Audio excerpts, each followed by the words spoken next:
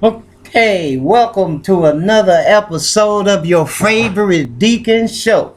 I am your favorite Deacon and radio host, YouTube host, Spreaker.com host, Lafayette, favorite Deacon Beck, broadcasting to you live from the great city of the STL or the Lewis, some of y'all call it, but I know it as my home, St. Louis, Missouri. So remember, out of the Lou comes more than Cedric the Entertainer. There also comes Lafayette, your favorite Deacon Beck. Welcome you to another episode of, as I said, the favorite Deacon Show. Let me just explain a little bit about our weather today. Our weather has been early today. It started off with rain and turned into some snow. It was a lot sloppy outside this morning. Um, Traffic was bad, as you know, it can be in the loop. For the morning rush, I had to do 270 from my home to get my wife to work on 270 in St. Charles Rock Road. There was no accident due to the grace and mercy of our Heavenly Father. And we made it there safely. I made it back home safely. And I also made it to school and back safely. So I just want to thank God for another day of securing me with His grace and His mercy. Not only me, but my family, man. God always takes care of me and my family. And I'm grateful and thankful for that. Lord, thank you. Lord, thank you. Thank you.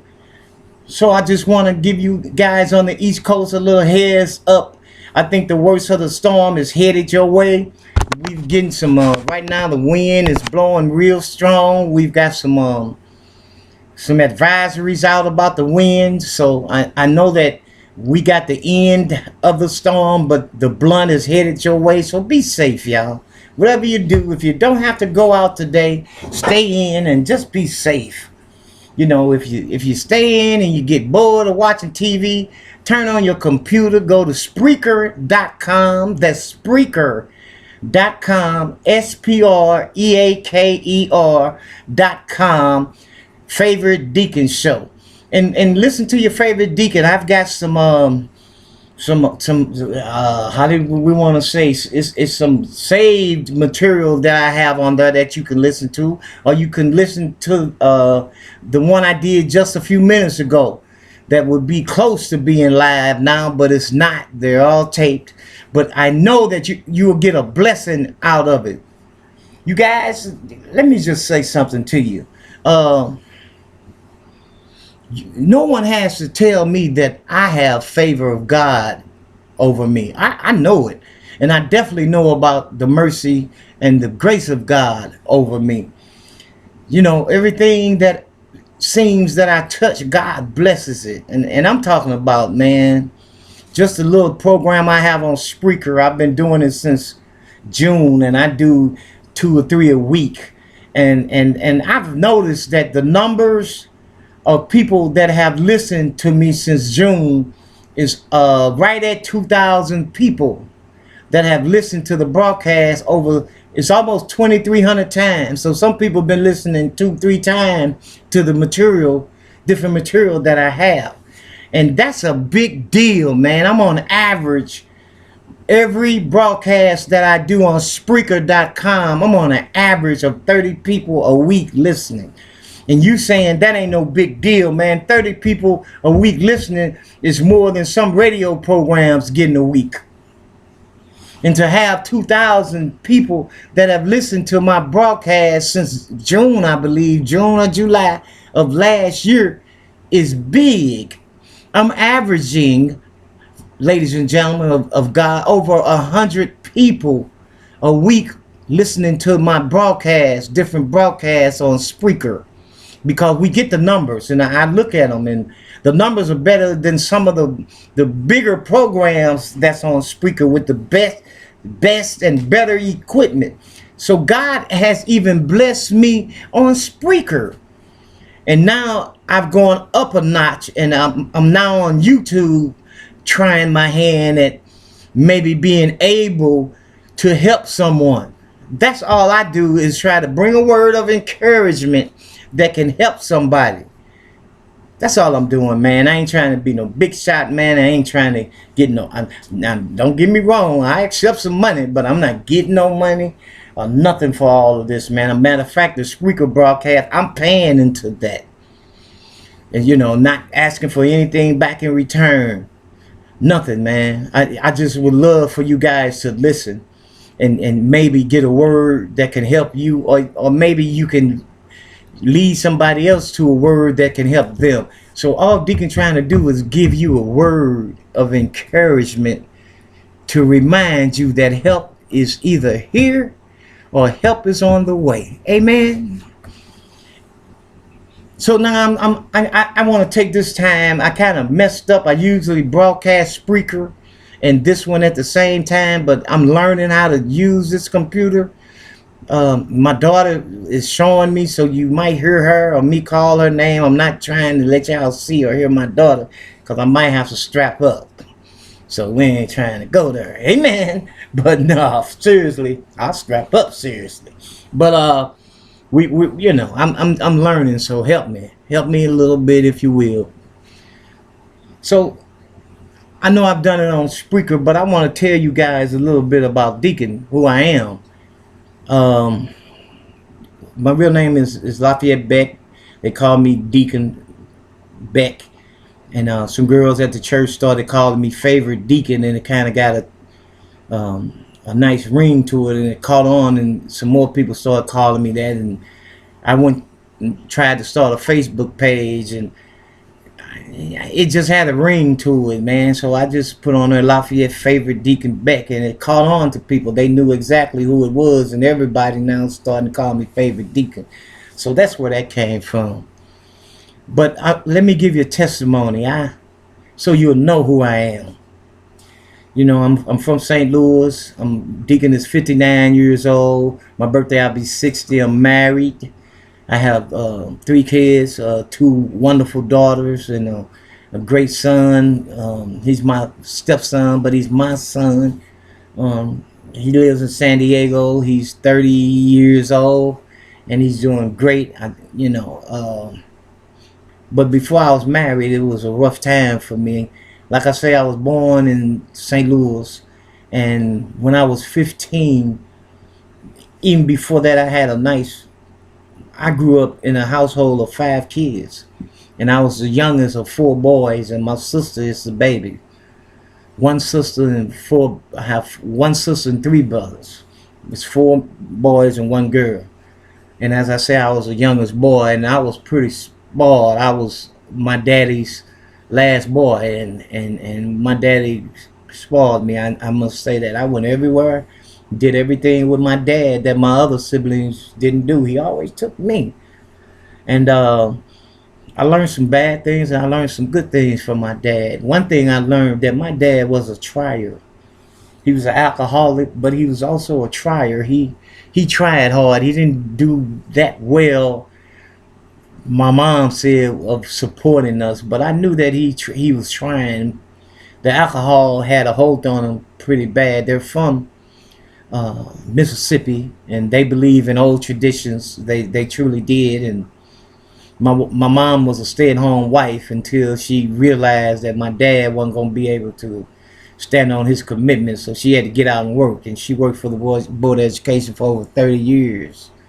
She died in 2000, on Christmas 2000, matter of fact. And my dad died in 1999, 2 days before his birthday. He would have been 83 years old. So that was long life in the Beck family. I gotta say that. But when I was 15, I was kind of bored. Really, at 14, I was, like I said, I was spoiled, and I had opportunity to do things that other siblings didn't do.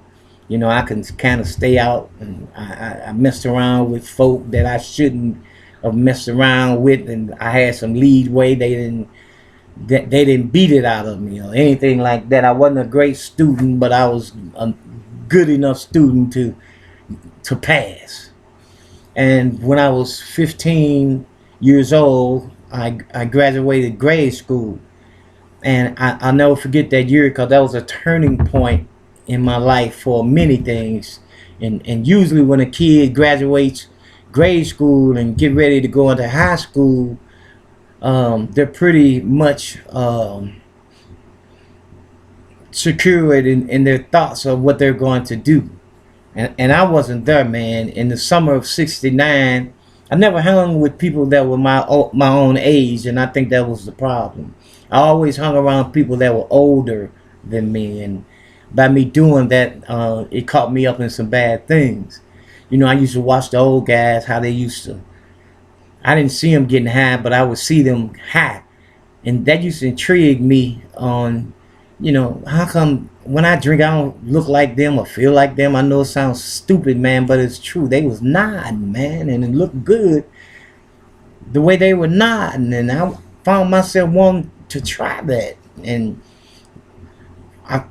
my older friends wouldn't let me try it. They never would give me opportunity to try it, and they made me, you know, stick with marijuana and dropping different kind of pills, red devil, blue devil, Christmas trees, and drinking beer and every wine, Boone's Farm, MD, Mad Dog, 2020, you name it, man. We drank every Ripple that it was. My favorite was Ripple Red.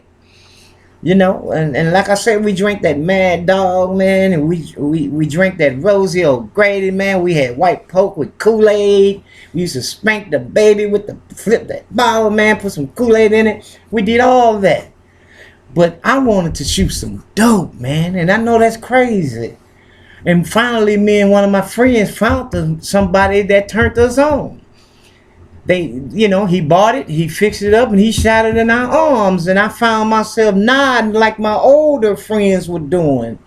And my older friends started seeing us nodding, and they would beat us up because they didn't want us to do what they did. And I know some neighborhoods that people didn't do that, but they used to beat me up, man.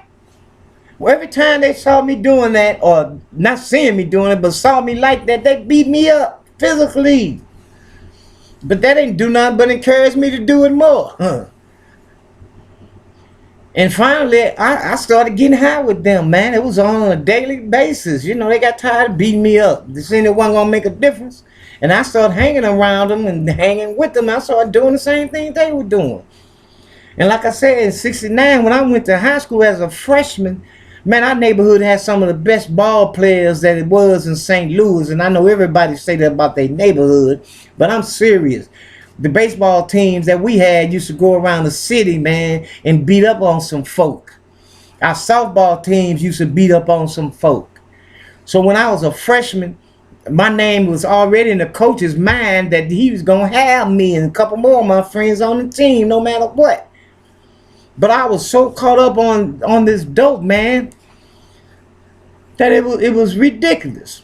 I couldn't come to practice unless I had shot some dope. So I'm a freshman in high school, come to school in the morning, sneaking out, going somewhere with my $4, buying a button, shooting the button, getting back in school until time to go out and practice baseball. And I was one of the best baseball players it was because I had that dope in me, man. I had so much energy, I can do some things, man, that only Ozzie Smith could do.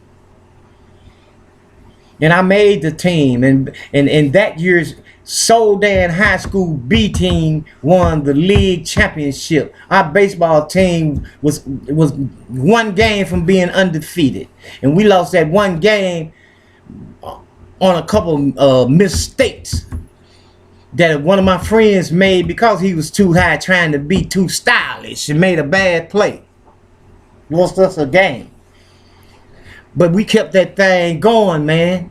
And when I was 17, when I had turned 17, I had caught a case on Thanksgiving Eve. Because how many of you know, man, to support a heroin habit, man, you got to be doing some stuff to get that money. And we went out on Thanksgiving Eve and robbed a professor out in U City. And we went to jail. I was 17 years old in Gumbo. Hello, y'all. Back in 1970, when that wasn't happening too often because they went to jail, but they got mistreated. And I started off in the county jail where they was telling me even before I got to jail that that's one of the places you didn't want to go as a youngster because they were gonna get with you. But how many of you know that sometimes reputation gets you back? And the reputation was some of the friends that I hung with had. And people that knew them gave me some slack because they knew if they did something to me, they were going to have to answer to them. And I'm telling y'all a fact, and that's the truth. And God is my witness. So we kept on. I kept doing things. I went to trial. The jury found me innocent, man. The only reason I went to trial was to prove to my mama I hadn't did it. She got me a lawyer and made me go to trial. And I was guilty as dirt. So as the time went on, my friends went into the army, my older friends, and I was out there kind of in la-la land, kind of by myself. So me being a follower as I was, nothing else to do. I had quit school at 18, so I signed myself into the army. My mama was so happy because she thought that would make her baby better and change me. You know, but I had other ideas because at that time Vietnam was going on, and I was certain, man, that I was gonna get a chance to go to Vietnam like everybody else. Get over there, get that dope, get high every day, all day. So that was my plan, but that wasn't God's plan, because by the time I finished all my training, Nixon had decided to start bringing everybody back from Vietnam instead of sending them. That was in 1973, 72, 74. So that took care of that. And they stationed me in Petersburg, Virginia. Let me tell y'all something about the East Coast. That's where all the dope is. And instead of being a good soldier, I found myself every day going downtown Petersburg, downtown Richmond, looking for the dope, man. I got so cool with the dope, man, that I can hang around and get free dope just for hanging around, guiding other soldiers to the dope house. I stayed high. So that didn't make a good soldier out of me. And I started going AWOL, man, and finally it caught up with me. I went AWOL, came back to St. Louis, and they caught me, man. The police caught me, took me down to the MPs, and MPs sent me back to Virginia on a plane. And how many of y'all know it wasn't 4 days, I was back in St. Louis doing the same thing again. So they called me again, and they sent me to Fort Leonard Wood. So I was stationed there for a while, and one of my best friends was in Fort Leonard Wood, man. I'm talking about one of the dudes that didn't want me to shoot dope, that then started shooting dope with me. We were stationed together, and we went crazy. He had a car, and we was 120 miles from St. Louis. Man, we was coming home almost every day. Every night we was in St. Louis getting some dope. We stole and robbed and did all the craziness, man, to get some dope. High and coming back to the base. Going back, I remember that they had me up for a court martial. I couldn't go nowhere. I had to sign in every hour on the hour. I had to sign in front of the sergeant. And my friend went to St. Louis and came back, knocked on my window, threw me some dope, already in the needle, ready to shoot, man. Because I couldn't come out. He was taking care of me, man. I went to see the general, and the general was talking to me before the court martial, and he was trying to see what it would take to make me a good soldier. I was 20 years old. And I stood in front of him and said that I'm a dope fiend. That's all I want to do is shoot dope. And I'm saying that to him because I want him to put me out, y'all. I didn't want to do no armies. I didn't want to be no soldier. I wanted to go home, man. I was messed up. Can't you tell? Did you hear my thoughts, what I was saying? And the general said to me, son, my God, I can't see you out in a foxhole with somebody else, another soldier. You'll get them killed. You'll get them killed on top of yourself. So I can't do nothing else but let you out, son. And I'm going to pray that God just keeps you and takes care of you. You going back, man, to St. Louis. I hope you make a decision, man, and maybe leave St. Louis and go somewhere. And I was looking at him like he's crazy. I done got my answer. Let me out. And I was doing so bad in the military, man. They had people that knew me. The police used to watch me. They called me the soldier with no name because I didn't wear a name tag, because I didn't want nobody to know me because I was doing so much stuff. And when it was time for me to discharge, ladies and gentlemen, they took me off all restrictions. Just let it go, because he ain't going to do it nowhere. I used to run anyway. Break restriction, court-martial, it didn't make no difference. If you ain't keep an eye on me, I'm going out the window, man. I was running crazy. And they came and got me, the MPs, and they escorted me off the base to make sure I was gone. And my friend met me and said, man, we ain't never seen that happen before. And he brought me back to St. Louis, and I went crazy, man. I went crazy.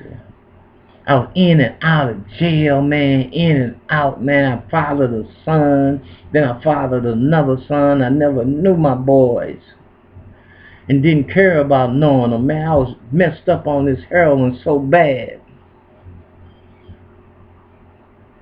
And finally I had did some craziness, man, and they got me, man. They got me so good that I went to trial, and even though I wasn't good for all of it, I was good for most of it, what they said. And I went to trial, and I figured that I had beat them once, I can beat them again. But it got so bad that at the end of the trial, I told my lawyer to stop it.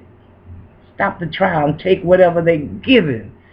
They had offered me 25, and by me stopping the trial, I knew it was going to be at least a quarter they was going to give me. But it sounded better than life. And the prosecutor came back, and I didn't know then that God was doing something. And he said, I got you, don't I? And I said, no, you ain't got me. I just need to do what I got to do. And he said, well, if you stop this, you got to take this 11 years. And I said, what you say? And he said 11 years, and I played like that was way too much. But I'm snatching his arm off, y'all, from a quarter to 11. So I tried to get him to give me 7. I said, you can't give me 7? Now I'm playing them, trying to. You can give me 7, man. You know I ain't good. Come on, man. Come on. I'm playing it all, but I'm snatching this 11, man. Maybe he'll come down from 11 to 10. I don't know. Come down. But I snatched the 11, and I went to the penitentiary for 7 straight years, man. And I was good at everything in prison. But the thing I'm proud about was I got my GED, man. I finally got that GED. And that made me proud. Not in prison, but I got it. Something nobody can't take away from me. I got it. So I did my penitentiary time. I got out. I missed all the 80s, and I went back to shooting dope again, man. Didn't know my kids, man. Taking everything that wasn't nailed down. I was doing it. And I got violated and went back to the penitentiary for a year. And it was crazy because I got violated for not seeing my parole officer for 3 months. And my cellmate hadn't seen his PO for 5 years, and they gave him 90 days. And they gave me a year, and I was like, wait a minute, this don't make sense. Something wrong with this picture. But I didn't know God was working on me. Because when I went back to the penitentiary, I was in the cell with a homie of mine that was a preacher that was in the penitentiary. And I know y'all finna start making judgment against him, but one thing that was good for me was he started teaching me the Bible. And I started listening to him. I was listening. Couldn't do nothing else. And it started working. And when I did my year and I came back, I went crazy for 3 more years. I went crazy. Until everybody, all my friends had stopped getting high. Some people had died, and I was kind of out there by myself. And it wasn't fun. And I remember I had got a settlement for hurting my back. And I had messed up so much that I never went to the doctor on the settlement. I never made any appointments. So my lawyer pulled me one day and said, man, I don't know what I can get you because you ain't doing nothing right.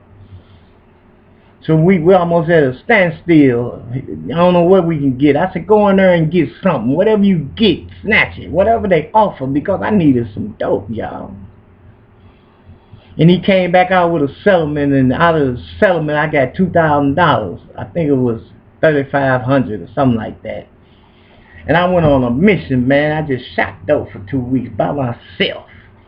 Shooting dope, shooting dope, shooting dope.